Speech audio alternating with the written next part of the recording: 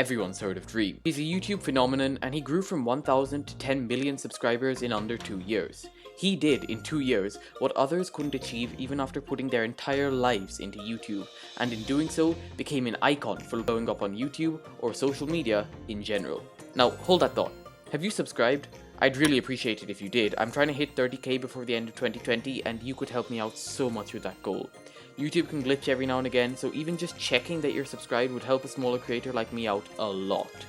Anyway, nearly every technical channel around has made a video on Dream and how he became so big, so fast. Today though, we're not talking about Dream. We're talking about TommyInnit. Tommy's success has flown under most people's radars, and though it's getting recognized more as of late, it's still massively underappreciated. So today, we take an extensive look into TommyInnit and why he blew up and grew up just as fast as Dream, but on a different platform, Twitch.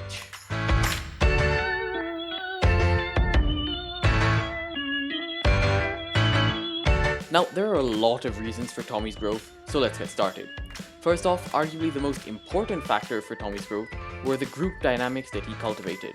Every time Tommy streamed with other streamers, be they big or small, he made sure to always create a dynamic unique to the group which he could call back to in later streams. What do I mean by this? Let's take Hypixel Skyblock for example. Tommy's whole thing may have been that he was a scammer, and we'll get to that in a second, but the dynamic he cultivated there was that of like a shady corporation which scammed people with Tommy as the CEO and all his goons around him. Another great example could be from when he first got involved with Sleepy Boys Incorporated. The group, which had before just been friends, suddenly had the family dynamic becoming that much more prominent. Sure, the dynamic may have been there earlier, but Tommy being there definitely brought it to the forefront.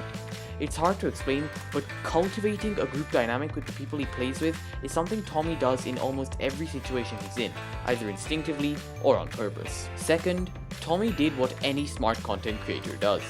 He made content centered around trending topics like Skyblock or SMP Earth. Now what Tommy did better than most, however, was the quality and amount of content he made. Tubbo would go on to do a similar thing later on the Dream SMP, but basically, Tommy knew that people wanted more, say SMP Earth or Skyblock content to the same quality of like Wilbur Soot or Technoblade. The thing is, let's take Wilbur for example, he streamed like once or twice a week, meaning that for the other 5 days of the week, people who wanted SMP Earth content would stumble on Tommy's channel. Basically, Tommy brute forced the discovery phase of content creation by using his involvement in trending topics and combining that with his ability to produce large amounts of high quality content by streaming at much higher frequencies. In addition to this, Tommy also involved himself with Wilbur and Technoblade in an extremely smart manner. So it's no secret that when you collaborate or feature a more successful YouTuber or streamer, your content will definitely do better. The real kicker though is the way you involve yourself.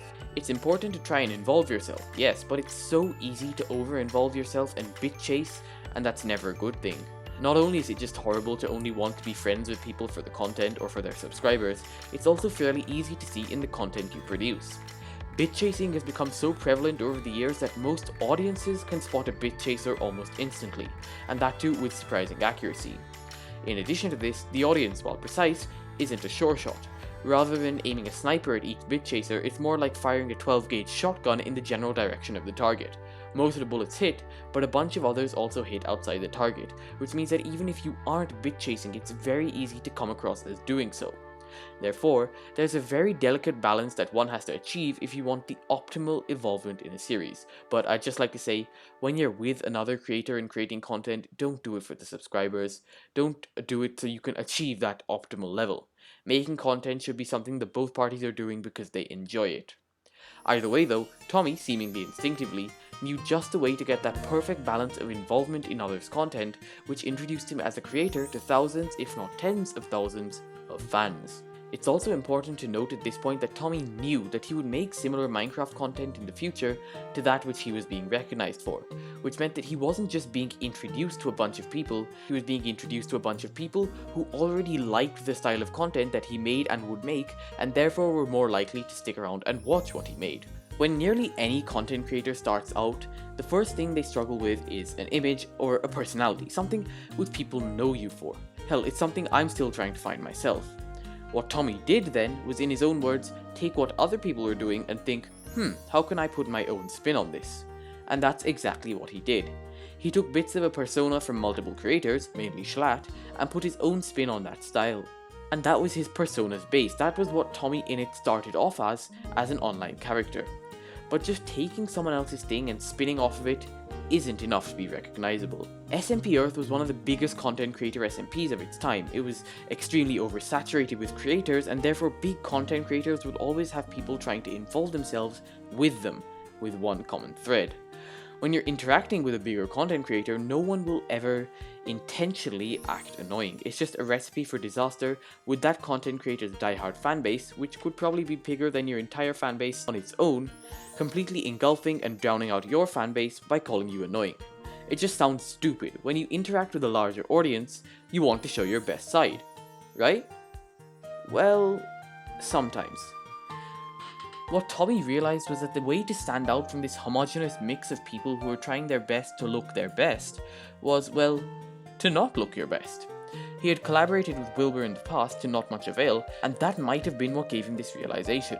Don't worry about being annoying or brash or insensitive, because that's what will keep you apart and interesting to the story that those bigger content creators are making, because then they'll want to do more videos with you because it gives them more to work with, more things to have fun doing, and more content to make, and not just the same mundane profile that they've been having to put up with for so long.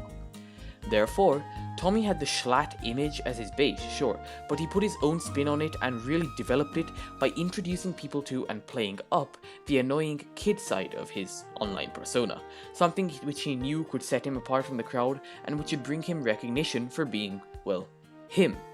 Because after the first few wars, Tommy was no longer just another Schlatt clone on Skyblock. He was also the villain in a Technoblade series, and a funny one at that. It's also very interesting to note that as Wilbur, Techno, and Dream all rose in popularity, the average age of the Minecraft YouTube audience also grew dramatically, changing from 8 to 10-year-olds all the way up to 13 to 14 to 15-year-olds, an audience which Tommy was A, a part of, and B, therefore, extremely familiar with, meaning that he had an innate understanding of what they'd find funny and what they wouldn't, which would give him an edge in actually making jokes and judging what people would find interesting to watch.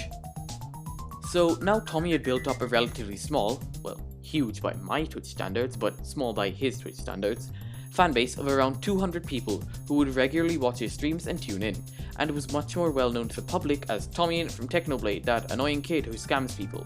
I'll repeat that phrase for you again. TommyInnit from Technoblade, that annoying kid who scams people. There are a few keywords to note from that sentence. From Technoblade and annoying. Now, even though Tommy had involved himself on SMP Earth as being annoying, being seen as annoying in the long term is never a good idea, and Tommy needed to change that about his image. Apart from that, he also really needed to get rid of that from Technoblade part, because even though being associated with a massive creator can initially really help to grow, it's extremely bad in the long run, especially if you want to become your own creator. It's hard to make your own content and experiment with new stuff if people only watch videos based on one topic or one creator, and believe me, I know that from experience. Anyway, Tommy needed to shape his image to fit himself and suit himself in a better way. And how did he do that? Minecraft Championships. What MCC did for Tommy was provide him with a blank slate with all of these content creators who in SMP Earth had already committed to the story or plotline of Tommy being the enemy or Tommy being annoying. When they were quote-unquote forced to work with Tommy, he was given a chance to prove himself in front of a large audience, who might have even forgotten about him, since MCC took place a long time after SMP Earth. When the audience saw Tommy doing well in MCC, when they saw him interacting with his previous quote-unquote enemies as friends, and being funny while doing it, it started to change the public perception of Tommy from being a From Technoblade streamer to his own. It changed the perception from Tommy to being annoying to being loud and funny. Still more annoying than, say, Wilbur, but definitely not just an annoying kid anymore. Tommy was finally recognized as a funny creator by thousands, if not tens of thousands. MCC4 was what kickstarted this effect, but it was really solidified by MCC5 and 6, where he stepped away from sleepy Twitter and still managed to remain as entertaining. Finally, in this image subtopic, Tommy owned his image. How did he do that? Well, the Dream SMP, of course. The SMP played an instrumental role in really catapulting Tommy into the position he's in now, and there are a lot of reasons for that. First off, Tommy streamed on a much more regular basis than any of the Dream Team when he first joined, and he has been doing that for a long time, since he was one of the first quote-unquote outsiders to join the SMP. The rate at which Tommy was producing content on the SMP attracted most of its fanbase to his streams, so that they could keep up to date and stay clued in on the happenings of the SMP. With this renewed following, Tommy was extremely smart. He made sure to keep them interested by involving himself in more and more ambitious storylines for the SMP, and by keeping himself at the center of attention, he consolidated a large portion of that fanbase into his own. The idea of using wars for content is also genius because they allow for so much relevant and interesting content to be produced, from preparation streams to talking strategy of the war itself. Therefore, having a war is one of the best and most interesting forms of content to produce. Tommy also knew that an extremely large portion of his fanbase enjoyed and liked watching wars, because remember, that's where he got his start, from wars with Technoblade. In essence, Tommy was calling back to his roots and using a tried and tested formula which had worked in the past to make content which was changed enough and advanced enough to keep even more contemporary audiences entertained. You also can't overlook the importance of YouTube videos that Tommy made at this point. With Dream's involvement, the war videos were some of the best performing videos on Tommy's channel, and this almost definitely helped Tommy grow, since he was using the YouTube Twitch cycle, which I've talked about in so many other videos. For more on that though, check the video in the card, I explain it in much more detail there. In essence though, Dream's involvement on YouTube helped Tommy to grow on Twitch and was double the exposure Tommy would have got if he didn't stream, because the core fans who watched Tommy's videos for Dream would almost definitely want more, and therefore would go to Twitch to see more of that content. Let's move on to the next point, and that is because of Tommy's age and his general demeanour, it was very easy for him to collab with other streamers, both large and small. I mentioned this briefly in the dynamic point earlier, but Tommy has a really versatile style of humour and entertainment. You see, every streamer collabs in a different way. Some might find being made fun of a funny bit or as good content, whereas others would be uncomfortable with that, and because of the versatility of Tommy's humour, he can either be made fun of, make fun of people, or just make general jokes, all while keeping a similar level of humour and remaining just as interesting and entertaining. What this means is that as people saw Tommy collab with more and more people in increasingly different ways, it made them also want to collab with Tommy, which again caused a snowball effect, leading to more and more collabs with larger and larger streamers. This effect became more and more important as Tommy grew, and exponentially increased as he grew, because it became that much more lucrative to collab with Tommy as a large streamer, and not just to collab with, as Calvin so elegantly put it, walking content. And that leads us quite neatly onto our very last point. Tubbo. Tubbo and Tommy are an iconic duo, and there's no doubt about it, and because of this dynamic, they both worked wonders for each other in terms of growth. After Tommy started doing much better on the Dream SMP, he started to stream less and less, and certainly not daily as he had done for SMP Earth. Tubbo, however, would continue to stream every day, and here's where he played an important role in Tommy's growth. After a few streams, after Tommy's viewers had been introduced to Tubbo, they would all flock to his streams when Tommy was offline, meaning that A, Tubbo grew tremendously from Tommy's streams. He would break viewership records every day, doing what he had always done, which was just be himself on stream. Tubbo's streams were also extremely similar in topic to what Tommy would be doing at the time, which meant that B, Tubbo kept Tommy's core viewers entertained and wanting more.